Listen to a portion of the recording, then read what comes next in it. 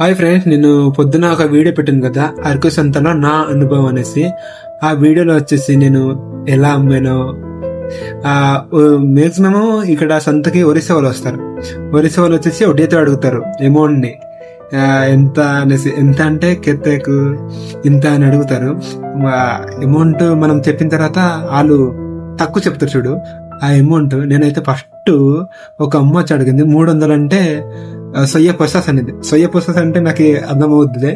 150 అని అడిగింది. 150 అని చెప్పింది. ఇవ్వనన్నా. తర్వాత నుంచి ఆ అమ్మ అడిగిన నుంచి ఇంకా ఇంకొక అమ్మ వచ్చింది అనుకుంటాం. ఆ అమ్మ కూడా అడిగింది. 200 అని చెప్పాను. 200 చెప్తే అదేమో 100 రూపాయలు 50 రూపాయలు అడిగితే నేను ఇవ్వలేదు.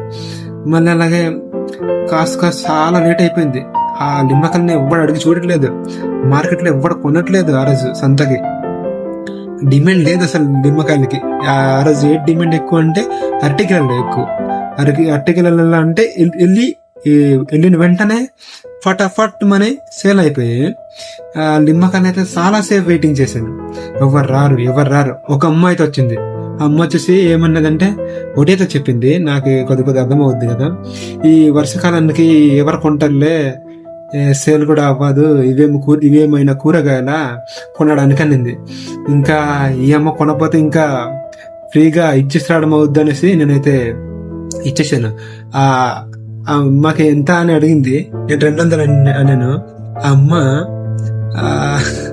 ఇంత అని చెప్పింది. చెప్పింది ఆ అమ్మ ఇంత అని చెప్పింది. ఏటంపా ఇంత తక్కువ, అంత కష్టపడి నేను నిమ్మకాయలని అని అనుకున్నాను. కాకపోతే పర్లేదు, ఇచ్చేద్దాము, ఇంకా సేల్ ఏమో అనేసి నేనైతే ఇచ్చేసాను. ఎంతకి ఇచ్చానో మీరు తెలుసుకోవాలనుకుంటే ఫుల్ వీడియో చూడండి, ఇక్కడ కింద క్లిక్ చేసి చూడండి. అలాగే ఇంకొకటి, ఒక అమ్మ వచ్చేసి అరటికలకి అడిగింది. మా అన్నయ్య వాళ్ళ అరటికలు అనుకుంటాను. అరటికలకి ఏమన్నా అడిగిందంటే ఎంత బాబు అని అడిగింది. మా అన్నయ్య వచ్చేసి ఎంత అన్నాడంటే 300 అన్నాడు. 300 అంటే ఆ అమ్మ ఏం చెప్పిందో మీరు చూడాలనుకుంటే ఫుల్ వీడియోని క్లిక్ చేసి చూడండి. Okay, bye.